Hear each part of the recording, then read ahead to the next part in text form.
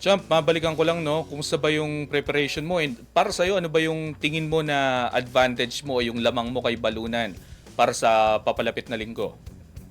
Siguro po yung experience ko tsaka yung yung power. Yun. Champ, eto naman, no, after ba ng fight kay balunan, may laban ka pa ba ngayong taon o naghahanda ka na para sa next year o may tinitignan ka na ba na dream fight mo? Opo, kung saan naman nalako po ngayon dito sa October 26, ang plano namin kay Oscar Colasok for unification belt po. Ano to, Champ? This year pa rin o by next year mo na target ito? Siguro po next year na po kasi sa ngayon wala na po. Wala na pong ngayon. Siguro next year na po, siguro. Okay, okay. Champ, matanong ko lang din no. Pinangarap mo ba na maging parte ka rin ng undercard ng Thrilla in Manila o okay ka na kayo yung pambungad, kayo yung magsisimula ng hype? Kasi alam naman natin na week long ito, no?